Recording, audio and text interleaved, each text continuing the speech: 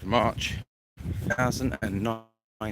If you're like me and sick and tired of hearing about Brexit and hearing how this country's decision, not the full country granted, but 52% of the population who won the vote, we are about to get shafted straight up the pupper, because Theresa May's deal is pants. I've tried to reason with it, but it's pants. It's been voted down twice, you see, and she wants to put it to a third vote. You know, it's like, if you don't vote for this, we're never going to leave. Well, yeah, we are. We are going to leave, Mrs. May. And the thing is leaving with no deal, even with all the scaremongering that everyone puts out there, leaving with no deal is better than a crap deal. Okay? And this is what I see happening. She'll put her ridiculous deal, which still involves parting with money and still involves being controlled by the European Union. This is what the deal really is. It's pseudo independence. It looks like freedom, it smells like freedom, but it's not. That's what it is. It's fake. You know, it's like you can have all. You're still in the. That's what it. All right. So when I voted to leave, I remember on the ballot paper, it said, "Stay in the European Union or leave the European Union." That's what it was. And you know, I was under the understanding that when the time came, we left. We didn't need to bargain. We just said, "Okay, pack your bags, off we go. We're leaving." That's what. I'm bored of it now. I'm sick to death of hearing about Theresa May absolutely clusterfucking this country, which is what she's doing. You know. In fact, there's a funny meme going out there. Adrian, good morning. There's a funny meme out there with Maggie Thatcher, and it says, "Theresa May, if you fuck this up, you'll make the poll tax riot look like a tea party." And I'm telling you, I thought it was funny at first, but now I'm not finding it funny, because I'm finding that to be a very big reality.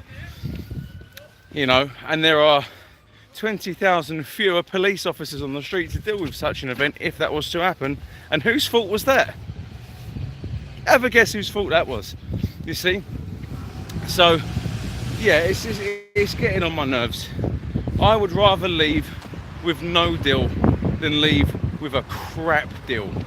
We've got more trade connections internationally than anyone.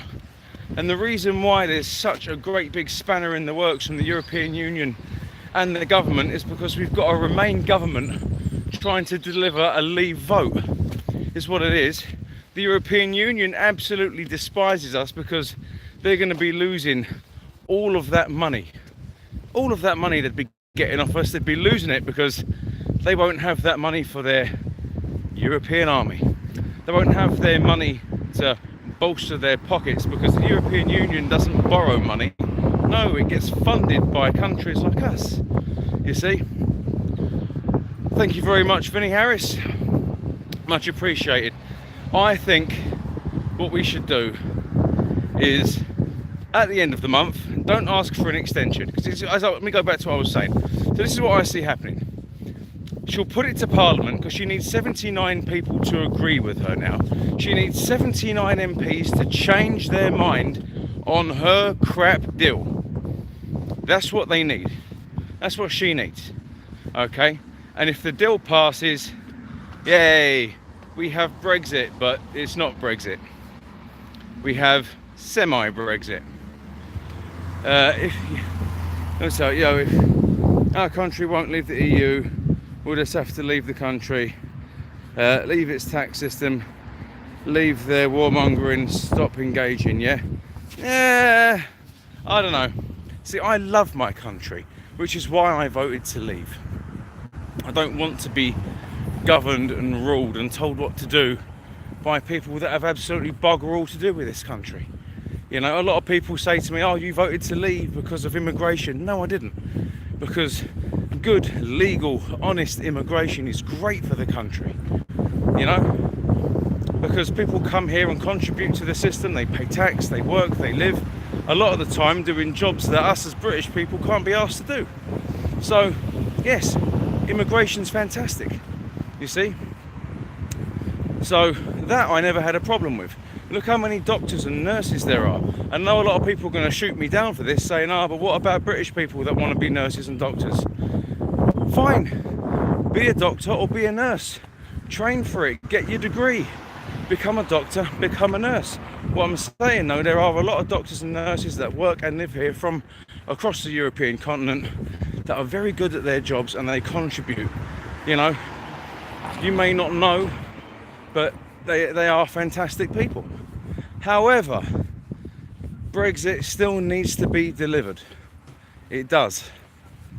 You see, leave with no deal. It's better than a crap deal.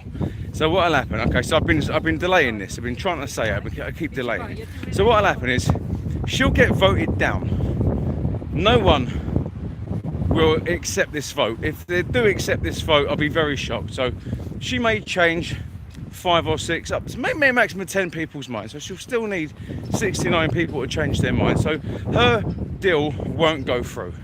They've already voted no for a no deal scenario, which realistically they should never have done, because that would have been the best thing for this country.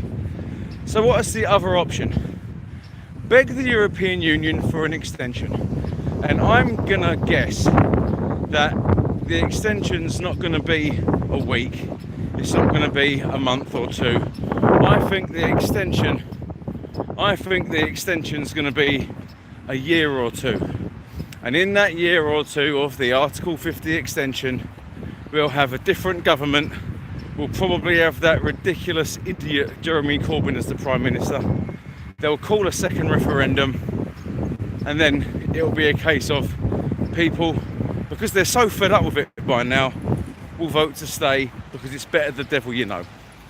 That's what I reckon will happen, you see, which pretty much shits in the face of everyone that has made their vote the first time. It goes to show that democracy is actually shockingly bad in a democratic country, you see. Absolutely shocking. And the thing is if there was a second referendum, let's just think about this for a sec, and Remain won, what would happen? Best 2 out of 3? Let's have a third referendum. Let's just see who gets the best 2 out of 3. You see, you'll never win. Okay, well, you keep thinking positive and that you'll get Brexit. See you on the other side. Well, I will see you on the other side. It's just a difficult thing. You see, David Cameron called this on himself. David Cameron, you know, former PM, you know, he said, I'll give everyone the opportunity to have a Roy the road sweeper, hello, to have the opportunity to leave the European Union. And when he didn't get the result he wanted, he upped and left, leaving Theresa May to pick up the pieces. A woman who wanted to stay, trying to deliver. I tell you what it is. I've just got the best analogy for Theresa May as a woman that wants to stay within the European Union, trying to deliver it. It's like saying to someone who has been a vegan from birth, yeah? It's like saying to someone who is about 26 years old, who has never had meat past their lips, do us a favour. What's that? Can you grab that steak out of the fridge, leave it at room temperature for about 2 hours, and then what I want you to do is cook it medium rare, and that'll be perfect. You know, to most people it's a pretty easy thing to do, but because this person's never actually had any contact with meat, has never eaten meat or prepared meat, they haven't got a clue on how to cook a medium rare steak, which is the simplest of things. This is what Theresa May essentially is doing. Leaving the European Union could have been so simple. It could have been. You see, the first thing they should have done before anything is go, okay, before we start sorting out trade deals, we need to start thinking about Northern Ireland. Yeah, Northern Ireland should have been sorted out first. All of this backstop bollocks is getting on my wick. And the second they came up with a solution to Northern Ireland, you know, which didn't involve putting up a hard border, and I believe that can be done. No hard border is necessary. I mean, they're human beings, they're not animals, you know. And then work out trade. And instead of sitting at the table with an A4 bit of paper and a biro while the rest of the European Union's negotiating team are sat there with 6 blooming A4 binder folders with every legislation known to man, you know, making us look like absolute idiots, you know, we could have literally gone there well prepared and said, look, we are going to leave on the 29th of March. However, this is how we want to do it, and we want to do it amicably and with as little problems to the population of Great Britain and the population of the European Union. How can we do this? And sat down and had meaningful talks as opposed to meaningful votes, which mean absolutely nothing now, you know. And it could have been dealt with very, very quickly, I think, if they just pulled their fingers out, or even if they'd got someone who knew what they were doing, you know. I mean, say what you want about me, but I think if they'd set Nigel Farage on the job for Brexit negotiations, we'd have had exactly what we were after, and the European Union would have benefited greatly from it as well, and we'd have left on time, minimal fuss. That's all I'm saying. So I'm at that point now where, yes, I'm bleating on about it now on this ridiculous Monday morning, but I am now officially bored of hearing about it on the news. I'm sick to death of hearing how the government is about to absolutely clusterfuck the British population. I think you should run for Prime Minister. Oh, thanks for that.